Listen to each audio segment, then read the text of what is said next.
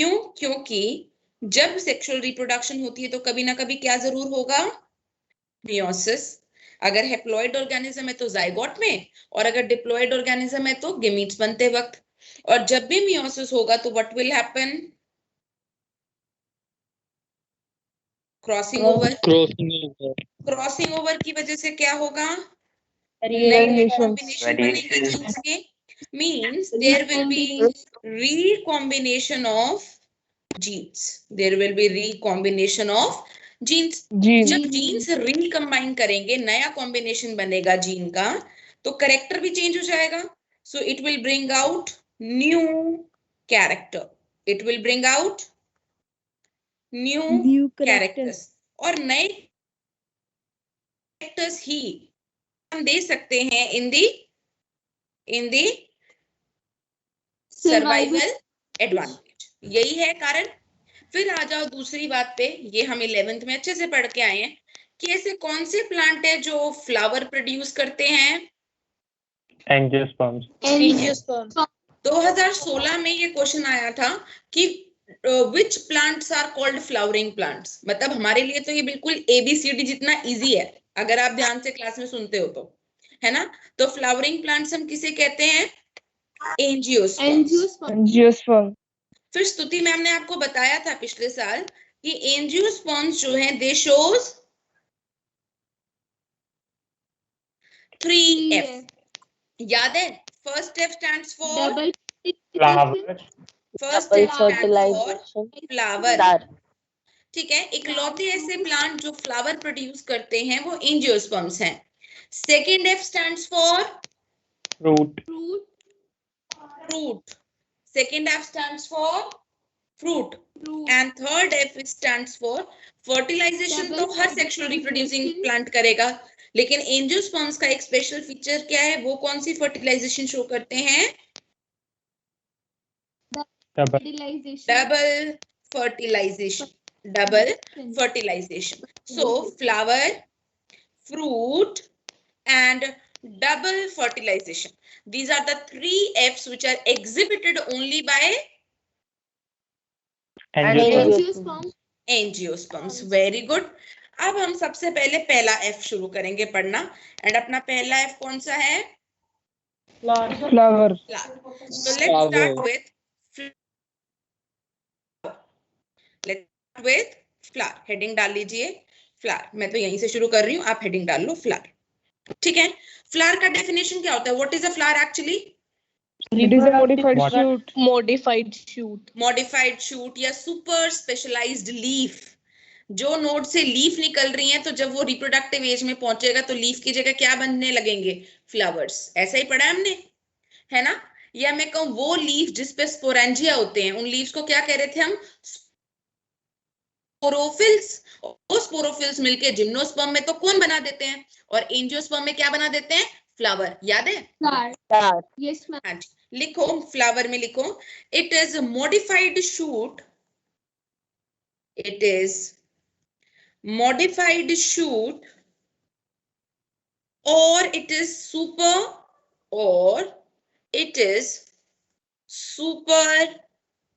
specialized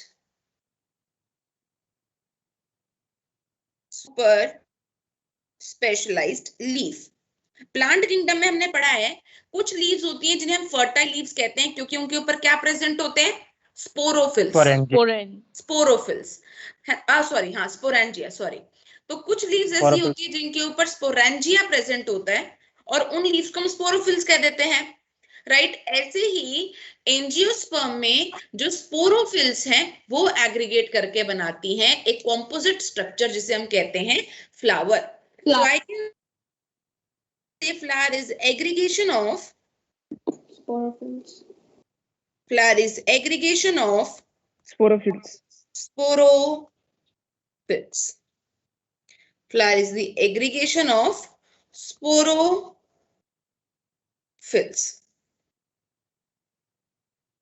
It is aggregation of sporophylls. ठीक है? Can I say it is the most conspicuous part of the plant? It is the most conspicuous part of the plant. क्या मैं कह सकती हूँ ऐसा? Anyone?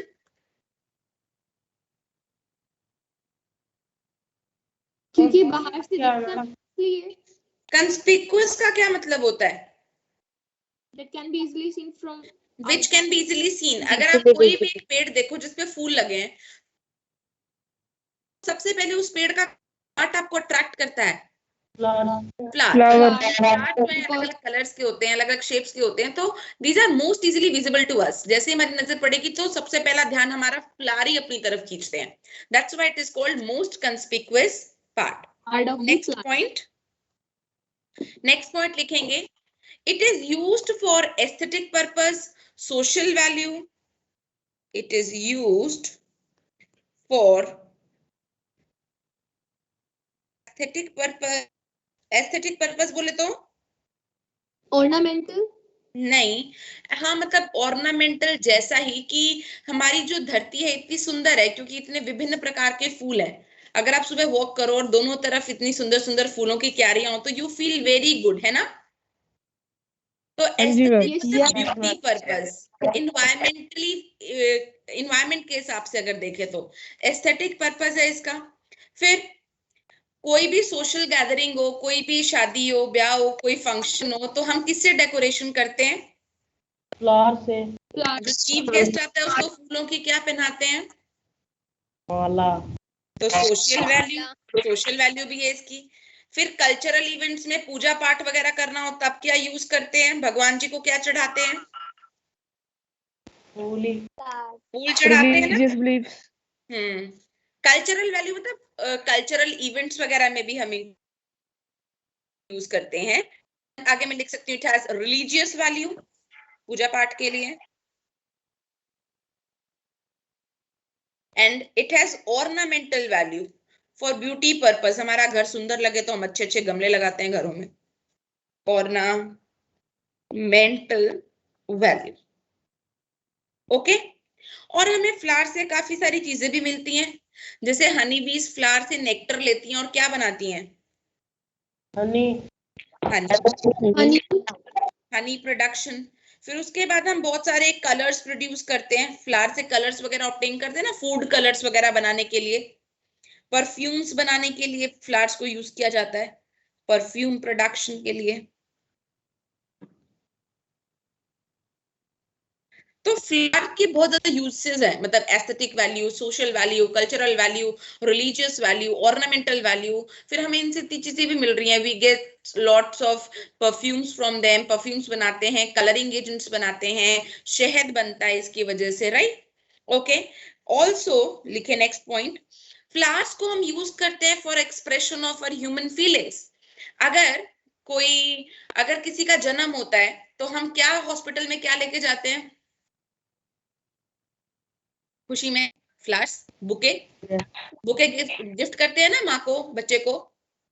अगर कोई मर जाता है तो दुख में क्या चढ़ाते हैं? मैम, हाँ मैम मेरी क्लास अभी ज्वाइन हुई है, पहले एरर आ रहा था। मैंने कहाँ से स्टार्ट हुई आज की क्लास? नया चैप्टर शुरू किया है। ओके, एक बार ऊपर कर दो कि स्क्रीनशॉट लेना है। बस यहाँ से शुरू है। ओके। हाँ जी, तो मैं क्या बोल रही थी? हाँ, तो मतलब अगर कोई किसी का जन्म होता है तो खुशी में क्या गिफ्ट करते हैं? फ्लावर्स। अगर कोई मर जाता है तो दुख में क्या चढ़ाते हैं? फ्लावर्स। अगर किसी को लव एक्सप्रेस करना हो तो क्या देते हैं? Flowers. Flower, right? So we also use flower. Write down. We also use flower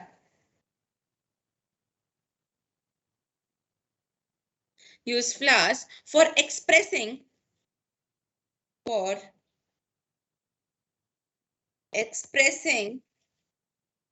human feelings, for expressing human feelings like love,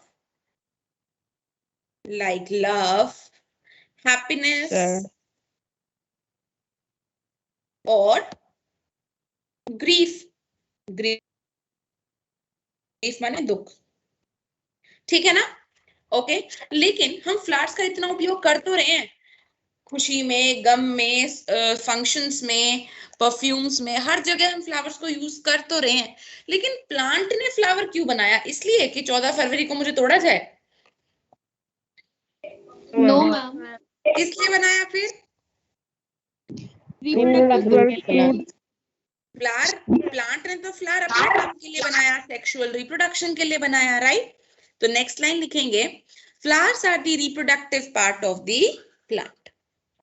flowers are the reproductive part of the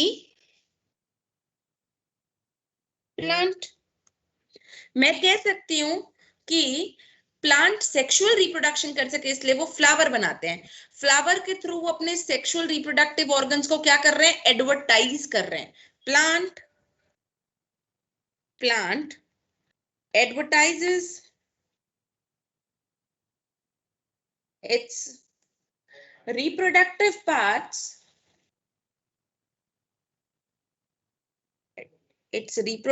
parts, through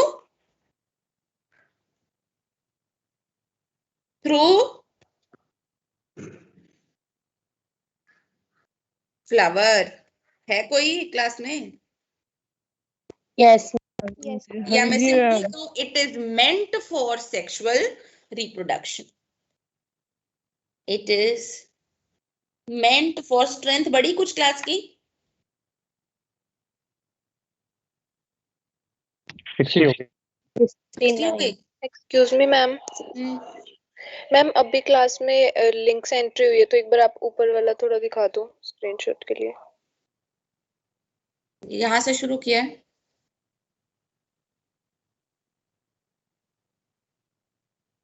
thank you ma'am.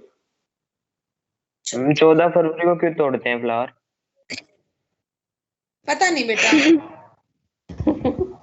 पता नहीं। आप ही ने तो कहा अभी। पता नहीं, भूल कर गई। लियो। चल, हम हर रोज ही तो तोड़ते हैं। Yes ma'am. चलो, तो फ्लावर बनाना है आपको, और फ्लावर हम कई बार बना चुके हैं। Yes ma'am. यस चलिए फटाफट, अब तो आप ट्रेंड हो जाने चाहिए फ्लावर बनाने के लिए। शुरू हो जाओ।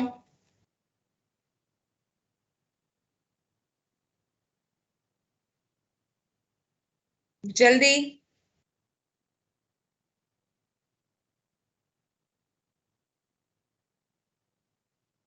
यक।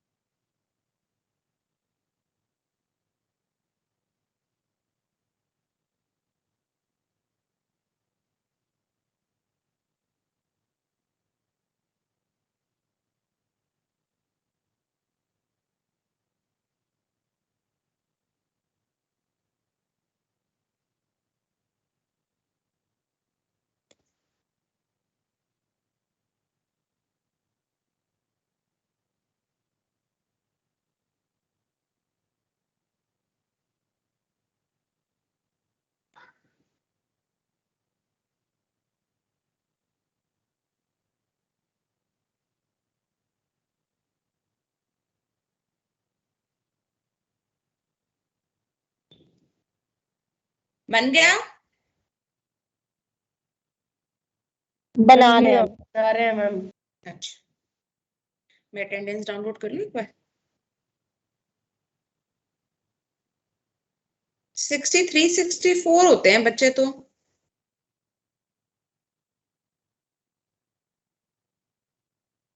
है ना? Yes ma'am. Yes ma'am. पिछली में कितने थे?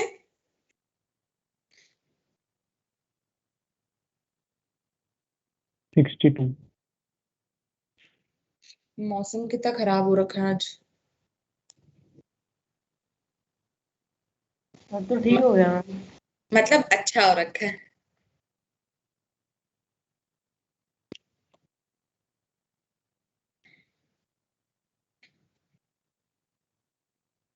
तब तक मैं कलरिंग करूं क्या?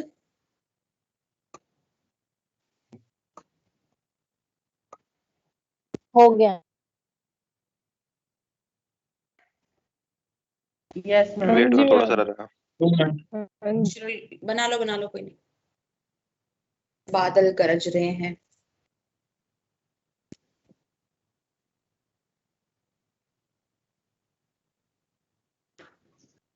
Done ma'am.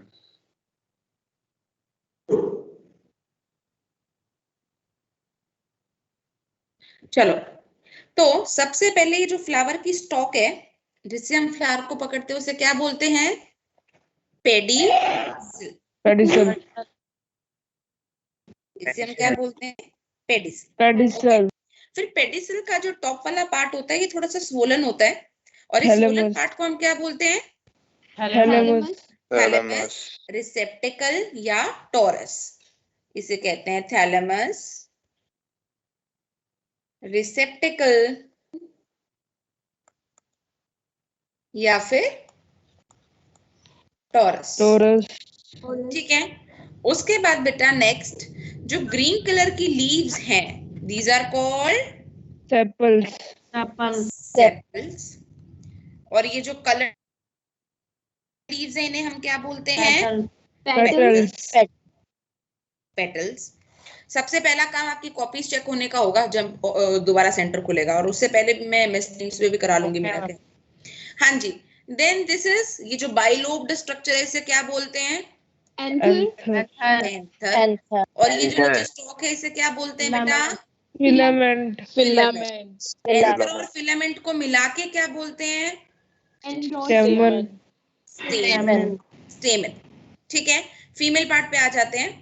ये जो फ्लैट प्लेटफॉर्म है, इसे क्या बोलते हैं? स्टिग्मा। स्टिग्मा के बाद ये जो लॉन्ग ट्यूब है, इसे क्या बोलते हैं? स्टाइल। और ये जो नीचे बल्ज पोर्शन है, इसे क्या बोलते हैं? ओवरी। ओवरी। और तीनों को मिला के क्या बोलते हैं? पिस्टिल। कार्पेल। कार्पेल्स के ग्रुप को पिस्टिल कहते हैं, वो बाद में लिखवाऊंगी। ठीक है। अब देखो आगे, ओवरी के अंदर you will see a parenchymatous tissue. ये जो मैंने पिंक सी लाइन बनाई है ना बीच में, ओवरी के अंदर ये जो टिश्यू है, parenchymatous tissue, this is called placenta. There is a parenchymatous tissue.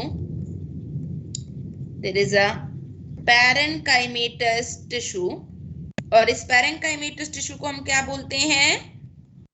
Placenta. Placenta. क्या काम है इस प्लेसेंटा का? इस प्लेसेंटा से छोटे छोटे गोले गोले स्ट्रक्चर्स जुड़े हुए हैं, और इन छोटे छोटे स्ट्रक्चर्स को हम क्या बोलते हैं?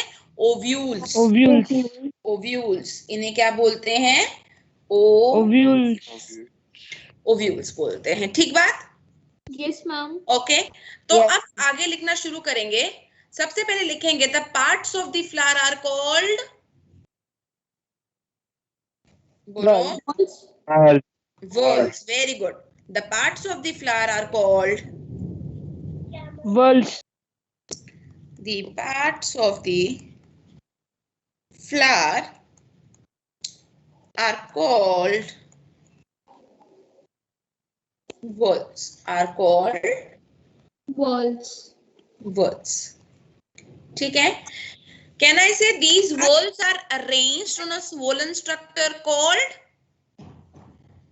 Thalamus. Thalamus. Thalamus. These are arranged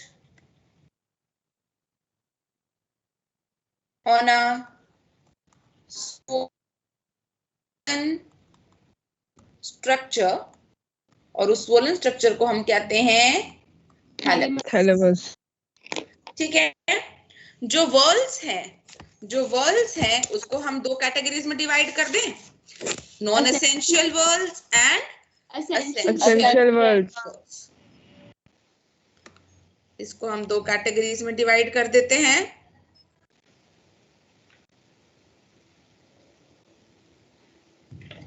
दो कैटेगरीज में, one is Raje non essential whorls, one is non essential whorls. Non essential word और दूसरी Essential words. Essential words. Non essential words वो होती हैं जो सेक्सुअल रिप्रोडक्शन में डायरेक्टली पार्टिसिपेट नहीं करती, which do not participate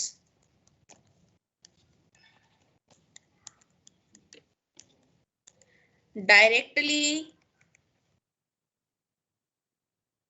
in sexual reproduction.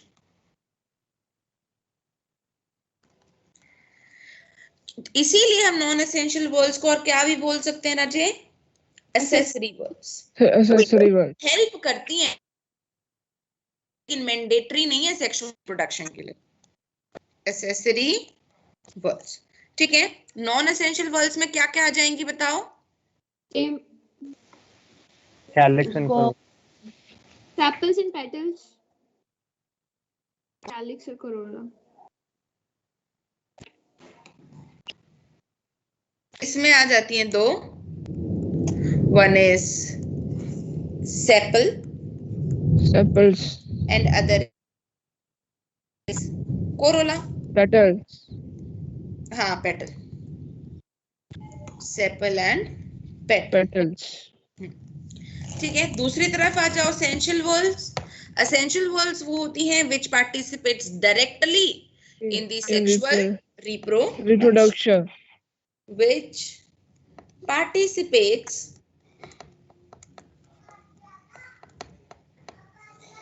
directly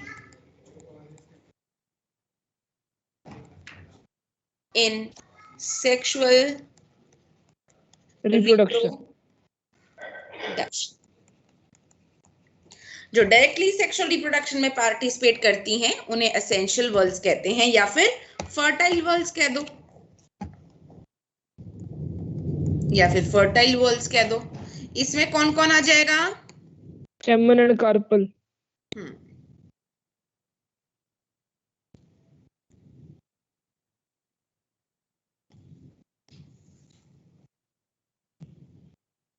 इसमें आ जाएगा स्टेमन,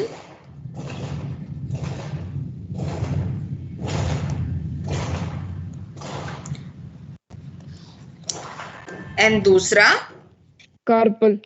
कार्प. ठीक है, एक हरे पत्ते को तो हम कहते हैं सेपल, लेकिन एक फ्लावर में तो एक से अधिक सेपल्स होंगे ना. एक फ्लावर में तो एक से अधिक सेपल्स होंगे, तो सेपल्स के ग्रुप को क्या बोल देंगे. Calyx. सेपल्स के ग्रुप को बोल देंगे कैलिक्स. कैलिक्स और पेटल्स के कोरोला. ऐसे ही फ्लावर में एक कलर्ड लीफ को बोलते हैं पेटल, लेकिन फ्लावर में तो कई सारी कलर्ड लीव्स होंगी, तो पेटल्स के ग्रुप को क्या बोल देंगे. Corolla. कोरोला. ठीक है, अब बेटा हमने +1 में पढ़ा था कि सेपल्स और पेटल्स कई दफा फ्यूज्ड भी हो सकती हैं. अगर सेपल और पेटल फ्यूज्ड हो मतलब they are not differentiated, they are not Variant. Differentiated. अगर वो डिफरेंशिएटेड नहीं है तो फिर हम उसे बोलते हैं टेपल। और टेपल के ग्रुप को क्या बोलते हैं? पेरियान। पेरियांथ। और ये किस में देखने को मिलता है? Lily family. लिली में। तो लिली में सेपल और पेटल अलग अलग नहीं होती, एक ही वॉल होती है, ना तो उसको पूरी तरह से सेपल जैसी दिखती, ना वो पूरी तरह से पेटल जैसी, तो उन्हें हम कहते हैं टेपल, और टेपल के ग्रुप को कह देते हैं पेटल। अब आ जाओ दूसरी तरफ। जैसे एक स्टेमन है, ऊपर देखो हमने फ्लावर में 4 स्टेमन बनाई, तो स्टेमन्स के पूरा सेट, पूरे ग्रुप को हम कहते हैं एंड्रोशियम। क्या कहते हैं? एंड्रोशियम। और एंड्रोशियम, ऐसे कार्पेल के ग्रुप को क्या कहते हैं? Gynoecium, gynoecium. ठीक है। एंड्रोशियम क्या होता है? Mail reproductive part. And gynoecium क्या होता है? Female reproductive part. All right, ये लिख लिया सबने? लिख रहे हैं मैम अभी। लिख रहे हैं। मैं 1 मिनट में आऊं, मैं 1 सेकंड 1 मिनट में आऊं प्लीज। हाँ जी मैम। Okay ma'am. अभी आती हूँ।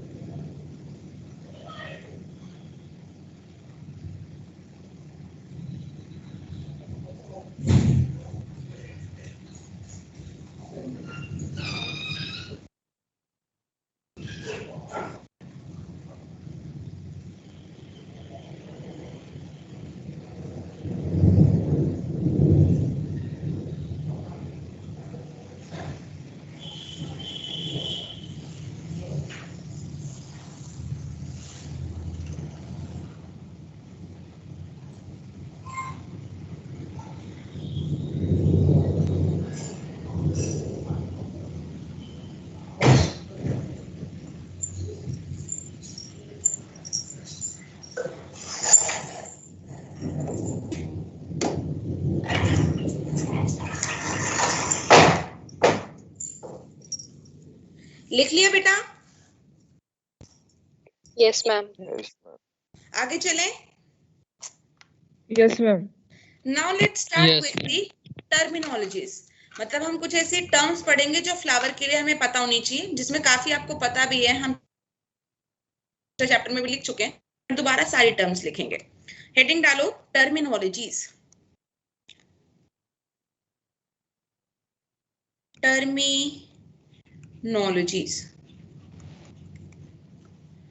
Terminologies which will be using in the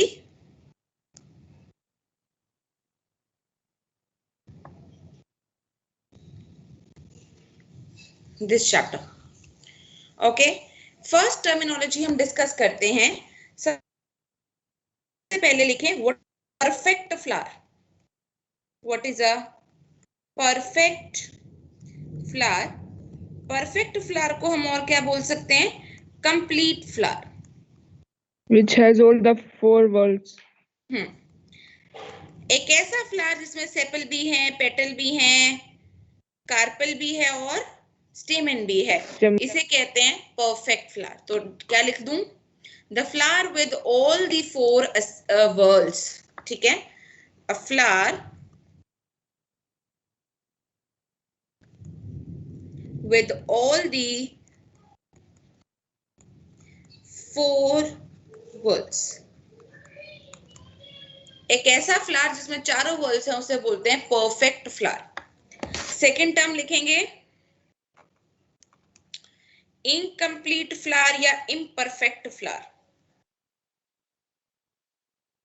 imperfect या incomplete flower. Flower absent with one of the 4 whorls. एक एब्सेंट हो या एक से ज्यादा एब्सेंट हो वो भी इनकम्प्लीट ही है. हाँ जी मैम. तो इनकम्प्लीट फ्लावर क्या है? अ Flower फ्लावर absent. चारों में से कोई एक या एक से ज्यादा वर्ड क्या है? Absent. A flower in which any of the four whorls in which any of the 4 whorl is absent. ठीक है. थर्ड डेफिनेशन लिखेंगे बायसेक्सुअल फ्लावर. स्टेमन और कार्पल दोनों है जिसमें. हाँ, बायसेक्सुअल फ्लावर जिसमें एसेंशियल वर्ड्स दोनों है, मतलब मेल रिप्रोडक्टिव पार्ट भी है और फीमेल रिप्रोडक्टिव पार्ट भी है. A flower with both the essential words present.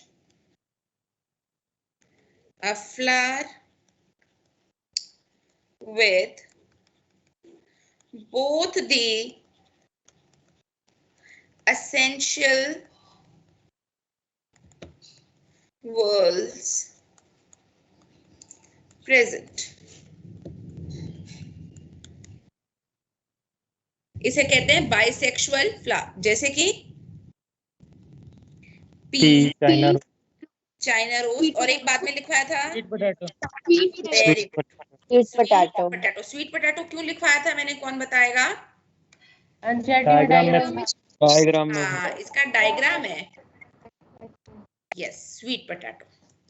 Okay, next आ जाओ नंबर 4.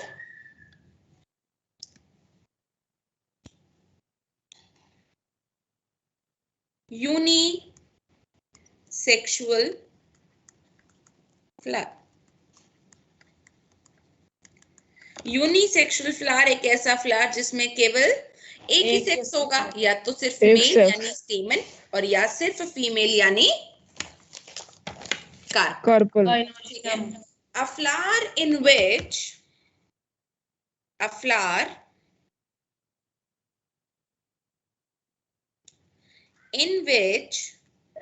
only one fertile whorls are present. Yes, only one essential whorl is present.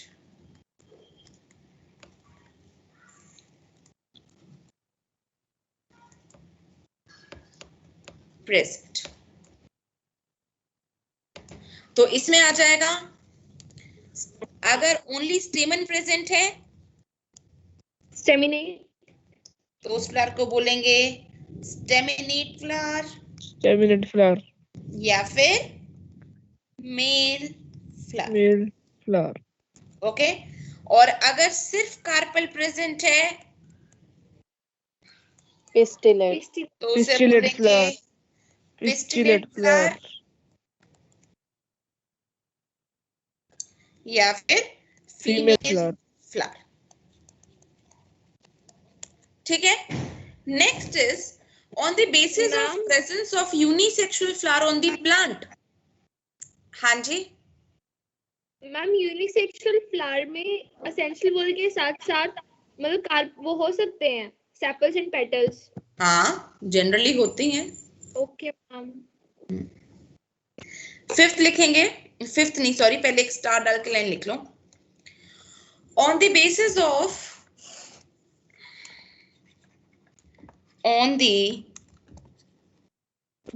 of presence of unisexual flowers,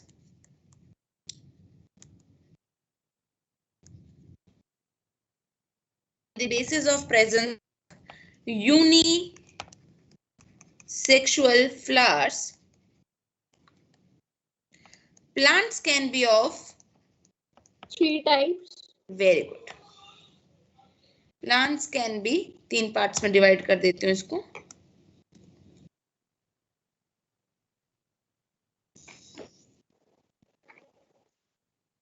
plants 3 प्रकार के हो सकते हैं. 4 डेफिनेशन होगी ना अपनी. 5th monoecious, Dioecious. 6th is Trioecious. dioecious और 7th क्या है? Trioecious. ट्रायोशियस. ये अभी हमने ताजा ही पढ़ा है, तुम्हें पता है. Mono Yes, means correct. 1, ओशियस माने होम. सो एक प्लांट है और उस प्लांट पे मेल फ्लावर्स भी लगे हैं और फीमेल फ्लावर्स भी लगे हैं. यूनिसेक्सुअल मेल और यूनिसेक्सुअल फीमेल फ्लावर्स अगर एक ही प्लांट पे हैं तो उसे क्या बोलेंगे? मोनोशियस. Monoecious. देख लीजिए. Male and female flowers, male and female flowers are present on the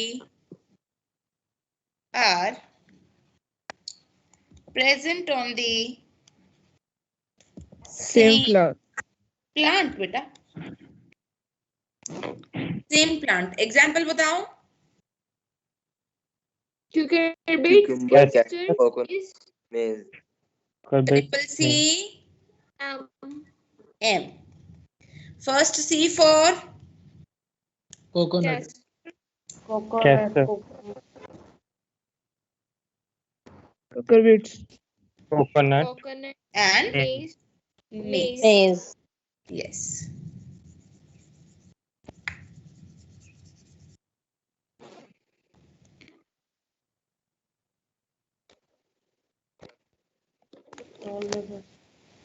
DMB. अब आ जाओ डायोशियस. डाई मीन्स 2, ओशियस माने होम. तो अब 2 प्लांट्स हैं.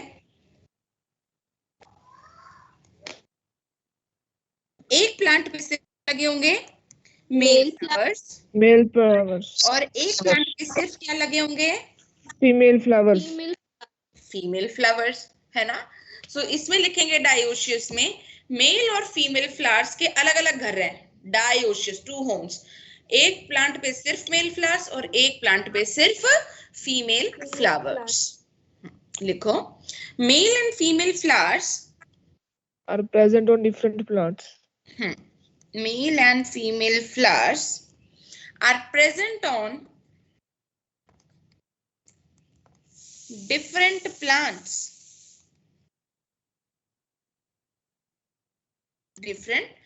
Example. DMP. Date palm, mulberry, papaya. Mulberry papaya. Very good. Khajuri. Date palm, Mulberry, mulberry, papaya. and Papaya. papaya.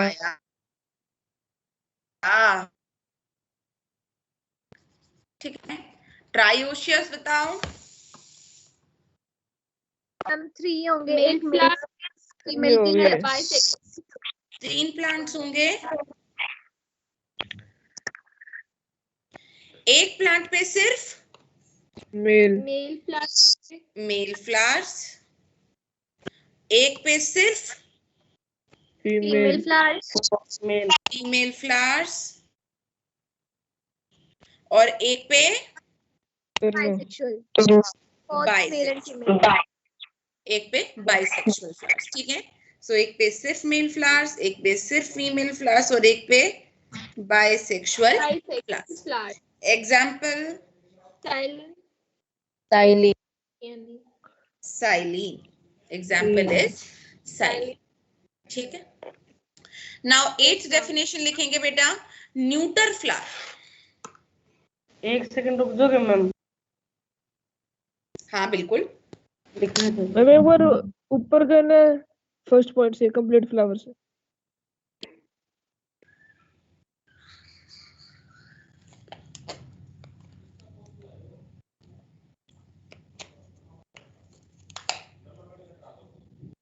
Ma'am थोड़ी नीचे कर दो। एग्जाम्पल तो कर दो मैम। Thank you.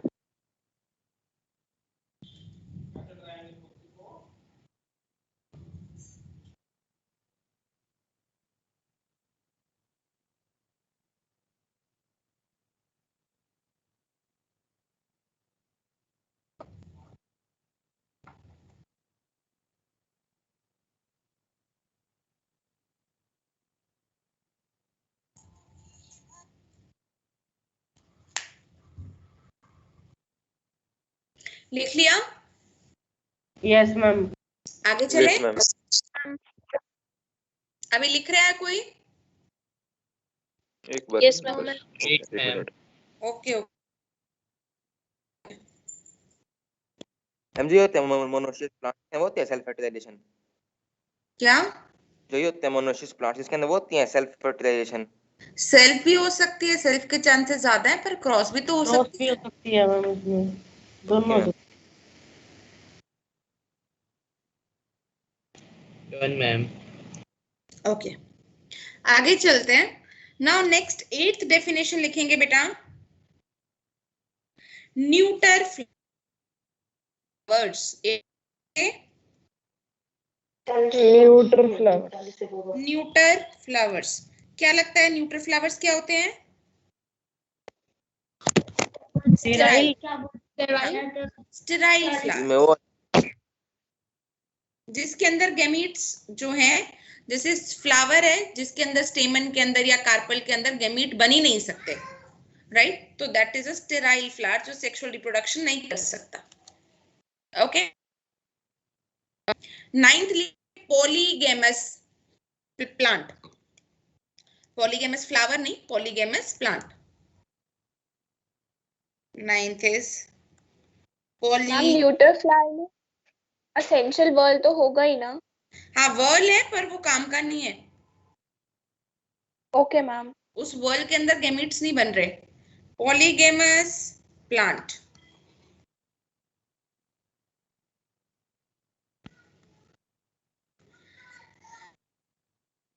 डाई का मतलब होता है दो और ओशिस का मतलब होता है home. So there are two plants of the same species. जैसे पपाया के दो प्लांट होंगे, एक प्लांट पे सिर्फ मेल फ्लावर्स होंगे, ऐसे फ्लावर जिन पे स्टेमन है, और एक प्लांट पे सिर्फ फीमेल फ्लावर्स होंगे, मतलब ऐसे प्लांट जिन पे सिर्फ कार्पेल है। ठीक है, पॉलीगैमस में लिखेंगे, पॉलीगैमस में लिखेंगे unisexual male, unisexual female, bisexual, neuter, मतलब हर तरह के फ्लावर्स एक ही प्लांट पे प्रेजेंट है। अगर unisexual mail,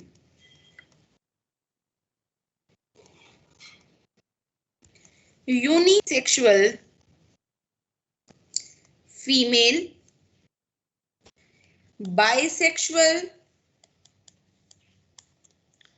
and neuter flowers, and neuter flowers are present on same plant. अगर एक ही प्लांट पे हर तरह का फ्लावर लगा हुआ है, मेल भी, फीमेल भी, बाइसेक्सुअल भी, न्यूट्रल भी, तो उस प्लांट को पॉलीगैमस प्लांट कहेंगे। एग्जाम्पल मैंगो एंड लीची। एग्जाम्पल इज मैंगो एंड लीची। मैम फिर ये पॉलीगैमस प्लांट रिप्रोडक्शन करेगा ही, इसके ऊपर है तो मेल और फीमेल पार्ट्स। लेकिन मैम ये न्यूट्रल भी हाँ तो न्यूट्रल फ्लावर नहीं करेंगे, बाकी जो बाकी फ्लावर्स हैं वो तो करेंगे ही। ओके ठीक है। लास्ट डेफिनेशन लिखेंगे नंबर 10, कॉलीफ्लोरी। लास्ट लिखेंगे बेटा कॉलीफ्लोरी। कॉलीफ्लोरी का मतलब होता है अगर तो फ्लावर्स जो हैं वो मैच्योर ब्रांचेस पे, एकदम पकी हुई बूट टहनियों पे भी अगर फ्लावर उग रहा है तो उस फिनोमेना को कहते हैं कॉलीफ्लोरी। और ऐसा हमें देखने को मिलता है कटहल में। आपने कटहल का पेड़ देखा है, जैक फ्रूट? हाँ जी देखें। Yes ma'am. तो कटहल के पेड़ आपने देखा होगा, कटहल एकदम वुडन ब्रांचेस पे उगे होते हैं, एकदम पुरानी पुरानी टहनियों पे कटहल लगता है, तो पहले फ्लावर होगा, उसी से तो कटहल बना होगा ना, है ना। सो if flowers are present, if flowers are present on mature branches, on mature branches, example jackfruit, example is jackfruit, ठीक है। हाँ जी मैम, लिख रहे अभी 2 मिनट। हाँ लिख लो।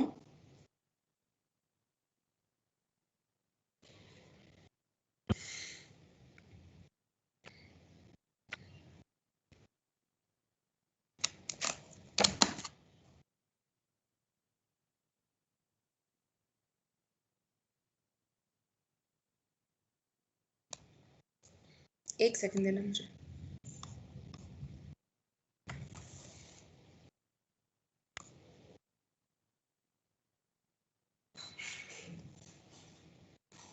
Arjun, yes ma'am. पापा या मम्मी है घर पे? अभी तो नहीं है। दोनों में से कोई नहीं है? No ma'am.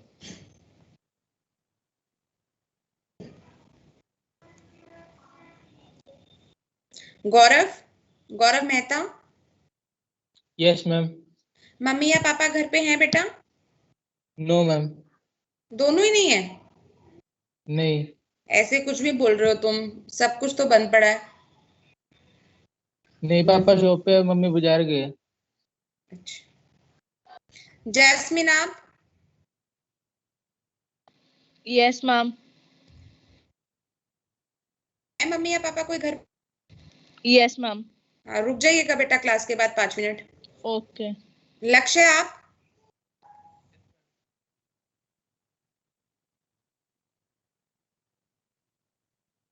Prachi? Yes ma'am. है मम्मी या पापा कोई घर पे? Yes ma'am. रुक जाइएगा बेटा। प्रतीक्षा?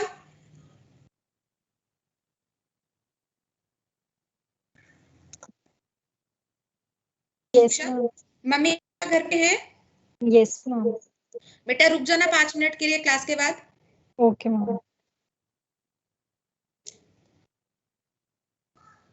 स्पर्श?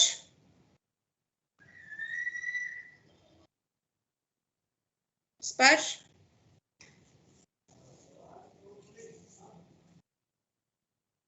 स्पर्श?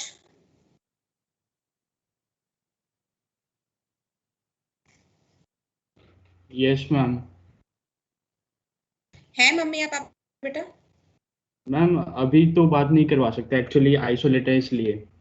अच्छा ठीक है, तो मैंने जिन 3 बच्चों को बोला है 3 या 4, वो रुक जाएं। सिमरन आपके मम्मी पापा हैं बेटा?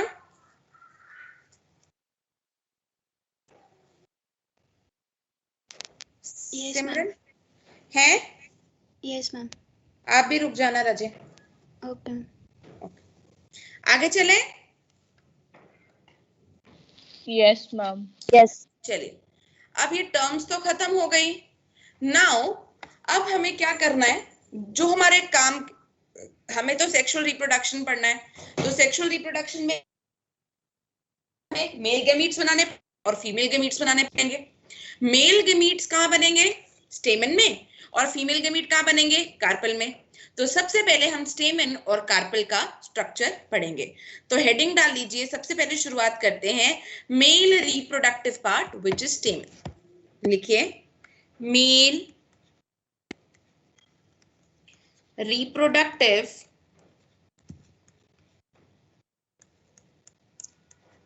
पार्ट। मेल रिप्रोडक्टिव पार्ट जिसे हम कॉमनली क्या बोल रहे हैं?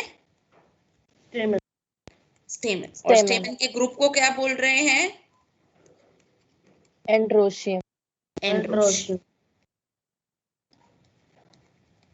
एंड्रोशियम। ठीक है, तो अब हम इस चैप्टर में पढ़ेंगे अपना स्टेमन और एंड्रोशियम के बारे में। ठीक है, तो लेट्स स्टार्ट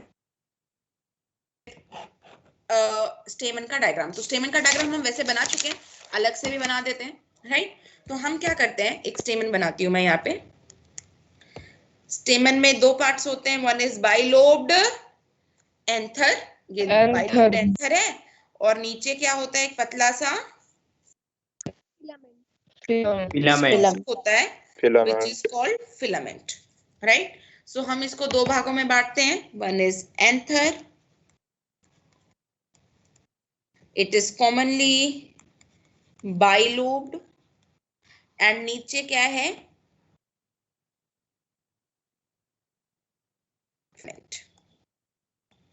फिलामेंट। ठीक है, अब तुम्हें मैंने +1 में एक चीज बताई थी, जो बच्चे नए हैं उनको फिर बताती हूँ। एक होता है प्रोक्सिमल और एक होता है डिस्टल, है ना। जैसे मेरी बॉडी है और ये मेरी हाथ है, तो जो मेरे हाथ का हिस्सा मेरी बॉडी से डायरेक्टली अटैच्ड है, इस पार्ट को हम क्या बोलते हैं, प्रोक्सिमल। जो मेन बॉडी से जुड़ा हुआ हिस्सा है उसे बोलते हैं प्रोक्सिमल। और मेरे हाथों की उंगलियां जो मेरी मेन बॉडी से दूर जा रही हैं, this is called distal, this is called distal. तो डी से डिस्टल, डी से दूर, पी से प्रोक्सिमल, पी से पास। तो जो पार्ट मेन बॉडी के पास में है उसे प्रोक्सिमल कहते हैं, और जो पार्ट मेन बॉडी से दूर जा रहा है उसे हम क्या कहते हैं, डिस्टल। अब आप ऊपर फ्लावर के डायग्राम में देखिए बेटा, जो ये स्टेमन है, स्टेमन का कौन से हिस्से से वो फ्लावर से जुड़ा हुआ है, फिलामेंट। तो फिलामेंट इज प्रोक्सिमल, और एंथर जो है वो तो बाहर को भाग रहा है, दूर भाग रहा है फ्लावर की मेन बॉडी से, तो एंथर इज डिस्टल। समझ आया, ये बात समझ आई? Yes ma'am. ठीक है, तो एंथर को हम कहेंगे this is the distal part,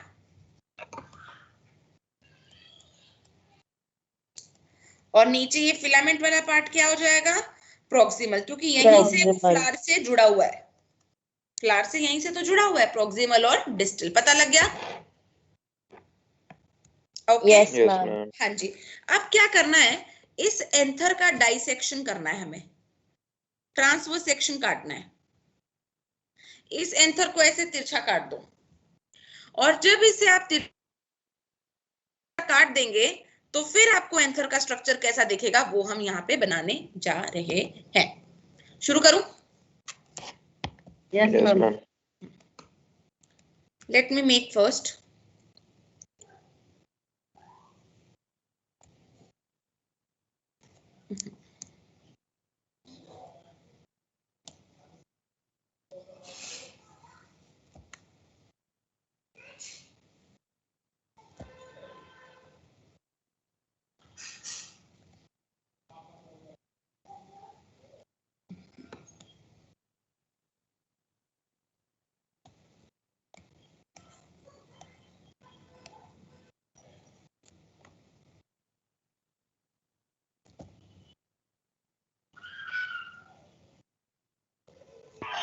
microsporangium इसी के अंदर होते हैं।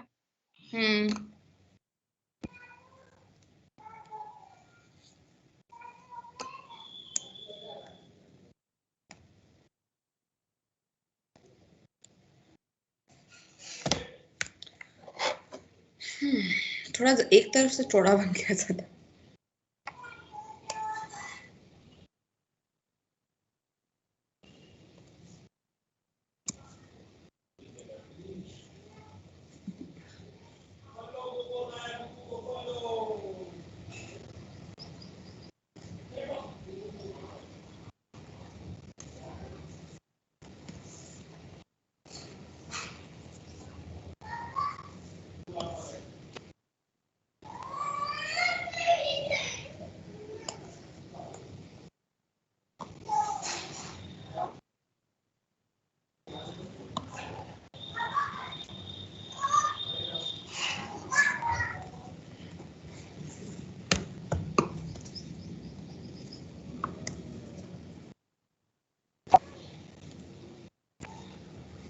चलो आउटलाइन तो बन गई।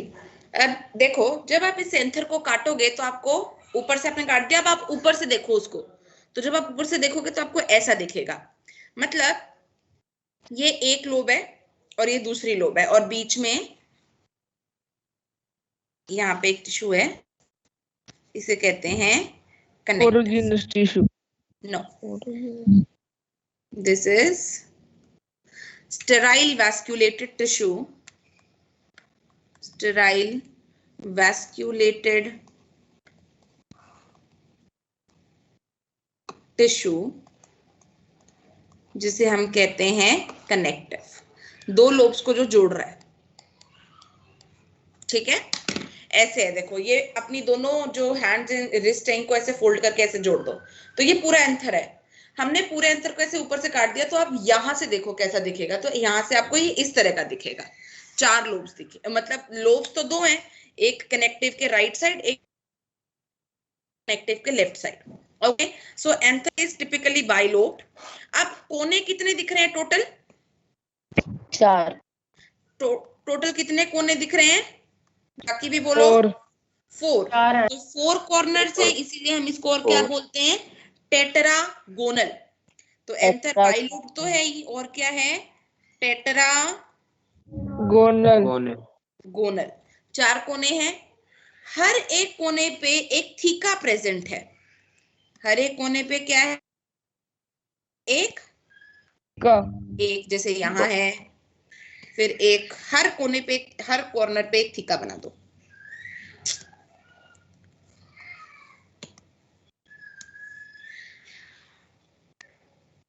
एक यहाँ है,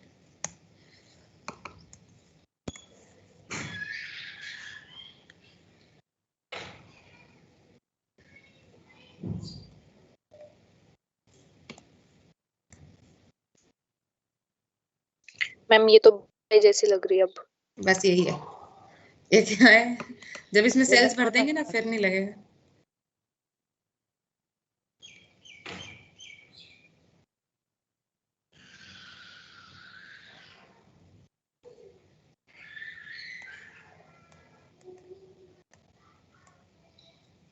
तो हर कॉर्नर पे क्या बना दिया मैंने? एक थीका। तो टोटल 4 थीका हो गए, जिसे हम कहेंगे टेट्रा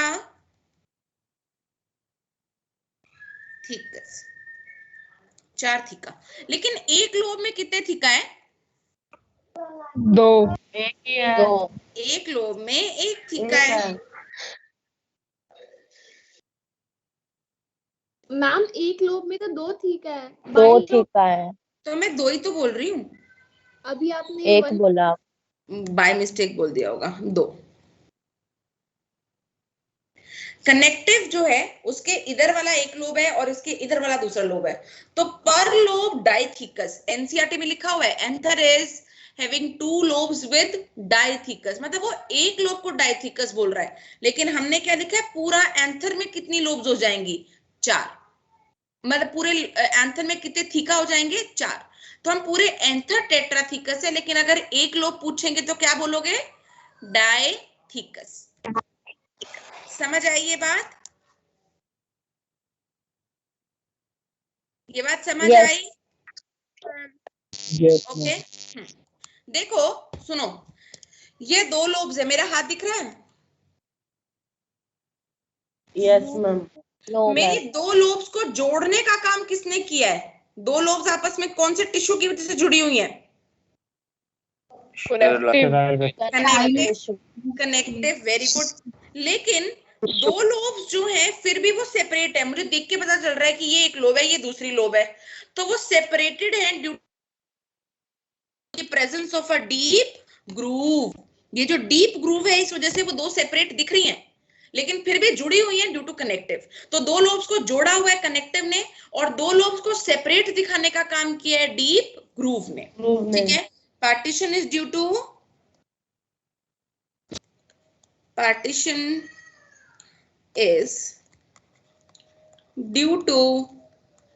deep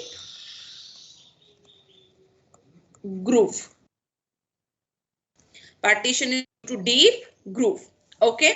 अब देखो बेटा, ये जो इधर पार्ट है ना, this part is called stomium. This part is called stomium. यहाँ पे ध्यान से सुनना, हम अभी आगे पढ़ेंगे कि इस एंथर के अंदर पोलन ग्रेन्स बनाएंगे। हम इस एंथर के अंदर आगे फ्यूचर में पोलन ग्रेन्स बनाएंगे, और जब ये एंथर बर्स्ट करेगा तभी तो पोलन ग्रेन बाहर निकलेंगी ना। जी ma'am. Are you understanding my point? Anther के अंदर पोलन्स बनेंगी और एंथर बर्स्ट करेगा तभी तो पोलन्स बाहर निकलेंगी। तो स्टोमियम क्या है? ये वो जगह है जहां पे जो सेल्स है ना वो बहुत थिन वॉल्ड है। स्टोमियम वो एरिया एंथर का जहां पे जो सेल्स हैं वो क्या है, बहुत ज्यादा थिन वॉल्ड है।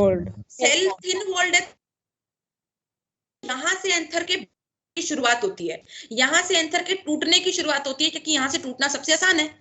तो इसे हम कहते हैं लाइन ऑफ डिहाइसेंस। डिहाइस करना मतलब ब्रेक करना, तो यहां से डिहाइसेंस शुरू होगा। लिखो स्टोमियम में लिखो, this area is made up of, this area is made up of, this area is made up of very thin walled cells, very thin walled cells, very thin walled cells. Anther begins to break from here. Anther begins to break from here. इसीलिए इसको क्या बोलते हैं? Line of dehiscence. Line of dehiscence, यहां से डिहाइसेंस शुरू होता है एंथर का। This is the line of dehiscence. Clear है? इसका मीनिंग क्या था मैम, एक बार बताना। बेटा डिहाइस करना मतलब ब्रेक करना, तो यहाँ से ब्रेक होना शुरू होगा एंथर। ओके। Line of डिहाइसेंस।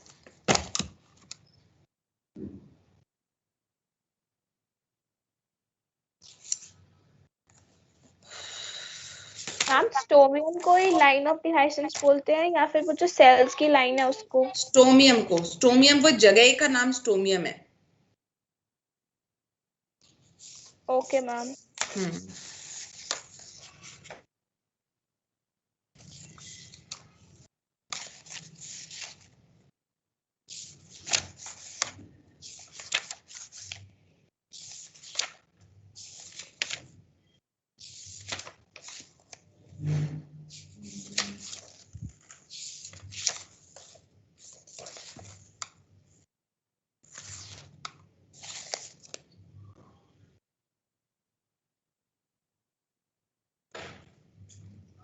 हो गया मैम?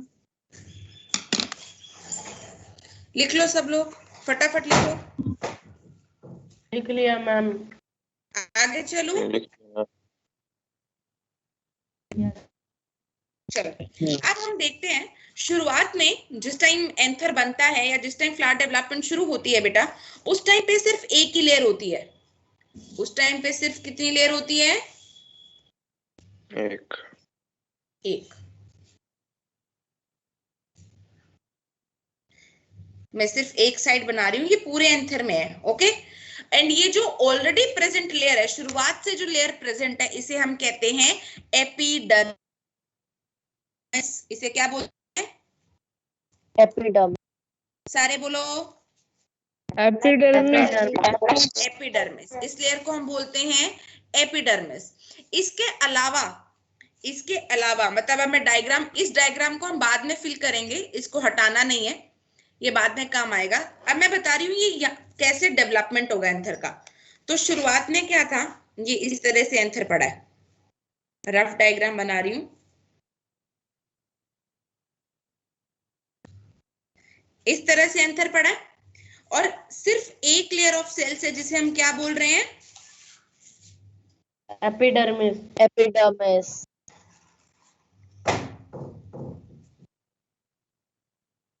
एक ही लेयर था सेल्स का शुरुआत में present, which is called epidermis. तो ये एक ही लेयर प्रेजेंट है साइड में, एपिडर्मिस। ये शुरुआत से प्रेजेंट है। इसके अलावा शुरुआत में जितने भी सेल्स थे एंथर में जितने भी सेल्स थे शुरुआत में, इन सारे सेल्स को हम क्या बोलते हैं? इन सारे सेल्स को बोला जाता है हाइपोडर्मल सेल्स। इन सारे सेल्स को क्या बोलते हैं? Hypodermal sales. तो शुरुआत में जब एंथर डेवलपमेंट होगा तो सिर्फ दो ही प्रकार के सेल्स प्रेजेंट है, एपिडर्मल सेल्स और हाइपोडर्मल सेल्स। बोल दो। एपिडर्मिस आपकी आवाज थोड़ी कट हो रही हाँ, हाइपोडर्मिस भी बोल सकते हो। Epidermis cells and hypodermal cells. Very good. अब एक हाइपोडर्मल सेल ले लेती हूँ मैं कोई भी। Any one hypodermal cell will become enlarge in size. One hypodermal cell will become large in size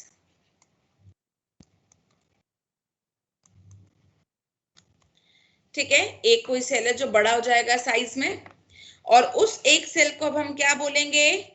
आर्कीस्पोरियल cell. एक सेल जो बड़ा हो गया साइज में उसे अब क्या बोल दूंगी मैं? आर्कीस्पोरियल सेल। उसे क्या बोल दूंगी? आर्कीस्पोरियल सेल। Archisporial cell. ठीक है, अब देखो ये आर्कीस्पोरियल सेल है। हाइपोडर्मिस का एक सेल, इसे मैंने क्या बोला?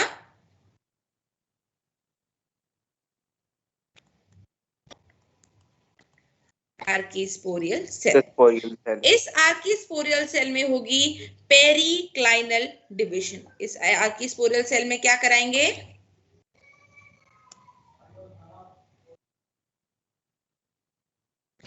Periclinal division. जब पेरिक्लाइनल डिवीजन होगी तो पेरिक्लाइनल डिवीजन से ऐसे दो सेल्स में स्प्लिट कर देंगे इसको। ऐसे दो सेल बन जाएंगे। एक सेल को बोल देंगे पेराइटल सेल। एक सेल को बोल देंगे क्या? Parietal cell. और एक सेल को बोल देंगे स्पोरोजीनस सेल। ए सेल को क्या बोल देंगे? Sporogenous cell. जो पेराइटल सेल है इससे बन जाएंगी एंथर की वॉल लेयर्स। एंथर की लेयर्स बन जाएंगी, जिसमें अभी मैं बना के दिखाऊंगी। एपिडर्मिस तो पहले से ही बना हुआ है। फिर बनेगा एंडोथीशियम। आ रही हो बेटा? एंडोथीशियम। फिर रहेगा मिडल लेयर्स। मिडल लेयर्स होंगी 1 2 3, और सबसे अंदर होगा लेयर जिसे हम कहेंगे टेपेटम। ये 3 लेयर्स बनाएगा ये पेराइटल सेल। डिवाइड कर करके ये लेयर्स बना देगा। और स्पोरोजिनस टिश्यू बनाएगा। स्पोरोजिनस सेल डिवाइड कर करके बनाएगा स्पोरोजिनस टिश्यू। Sporogenous tissue. हाँ बुग्गू मेरी क्लास चल रही है बेटा, थोड़ी देर में आऊंगी। हाँ, sporogenous tissue. All right,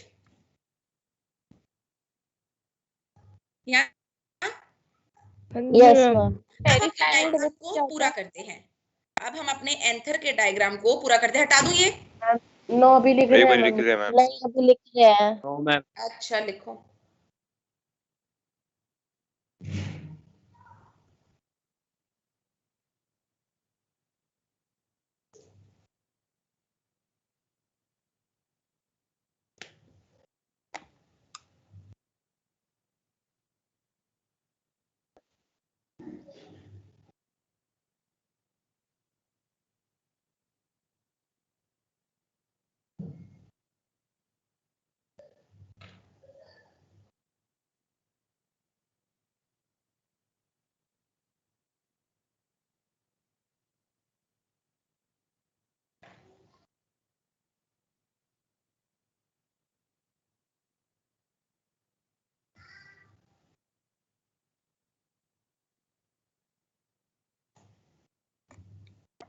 done? No ma'am. Yes. Yes, ma'am.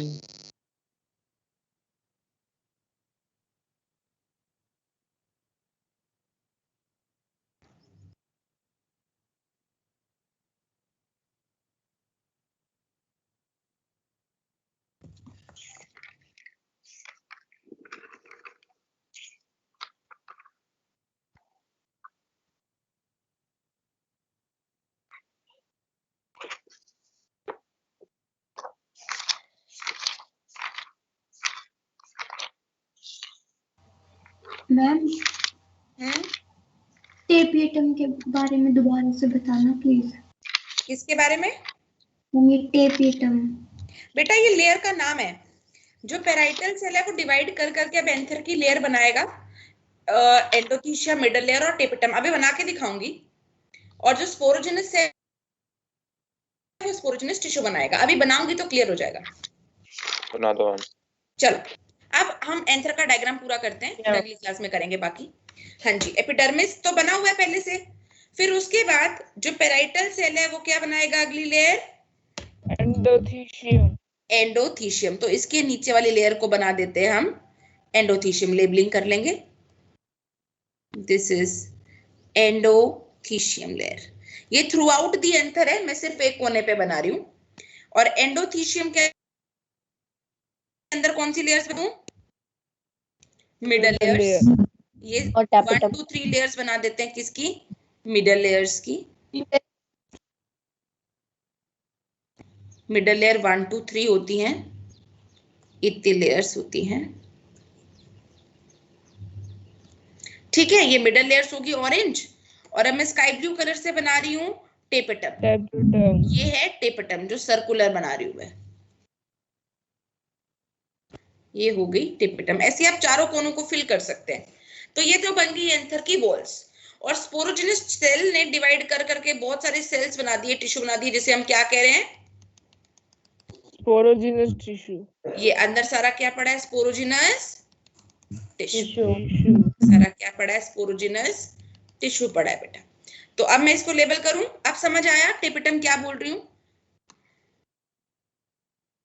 सबसे बाहर वाली लेयर है बेटा, सबसे बाहर वाली लेयर क्या है? एपिडर्मिस। सेकंड लेयर क्या है रेड वाली?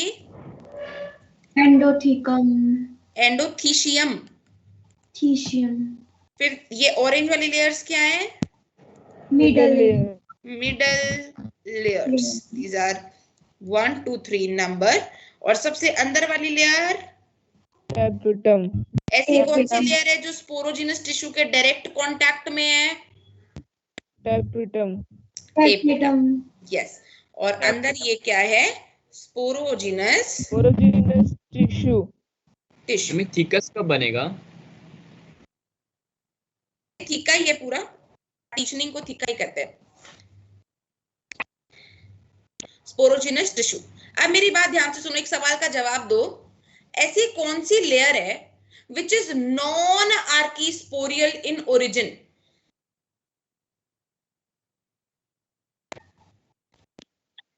दे सकते हो जवाब। क्या? एपिडर्मिस एक ऐसी लेयर है जो आर्कीस्पोरियल सेल की वजह से नहीं बनी, वो पहले से ही प्रेजेंट थी। तो एपिडर्मिस के आगे लिखना इंपॉर्टेंट है। एपिडर्मिस कैसी लेयर है? It is non archesporial in origin. It is non archesporial in origin. ये आर्कीस्पोरियल सेल से नहीं बनी। बाकी जितनी भी लेयर्स हैं जैसे कि एंडोथीशियम, मिडल लेयर्स, टेपिटम और स्पोरोजेनस टिश्यू भी, ये सारा क्या है? This is all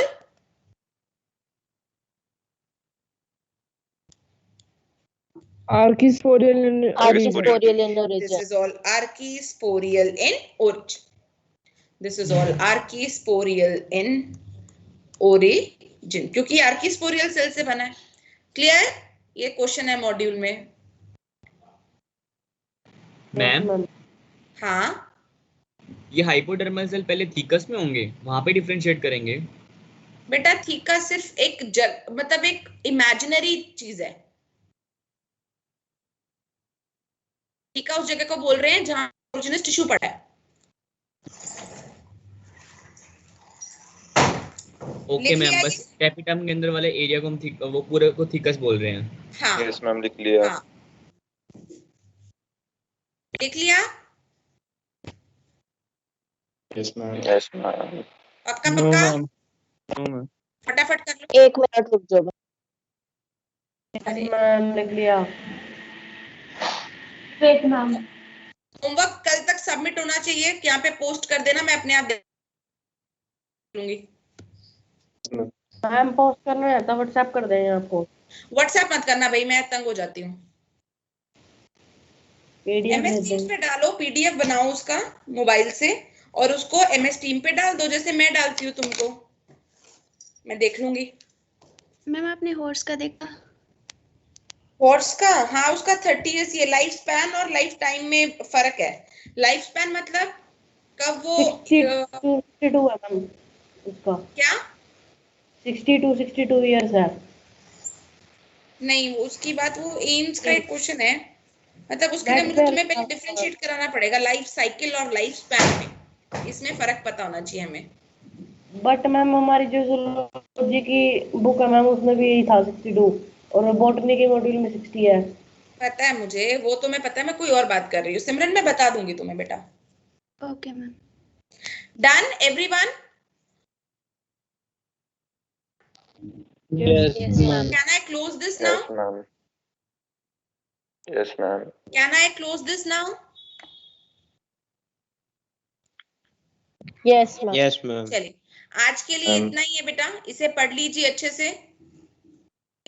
okay ma'am. और जिन बच्चों को मैंने रुकने को कहा है वो रुक जाएं, बाकी आप लोग लीव कर सकते हैं। Ma'am Thank you. हाँ? Good afternoon. जो Good कैपिटम afternoon. लेयर है वो Good थीकस को ही बना रही है ना? क्या? जो हमारी कैपिटम लेयर है वो हमारी थीकस को बना रही है? नहीं नहीं नहीं देन बेटा, थीका सिर्फ एक इमेजिनरी जगह है जहां स्पोरोजिनस टिश्यू पड़ा है। थीका की कोई भी बाउंड्री नहीं है। Okay thank you ma'am. Okay जिन बच्चों को बोला है रुकने के लिए वो रुक जाएं, अपना वीडियो ऑन कर लें। Good afternoon ma'am. Good afternoon.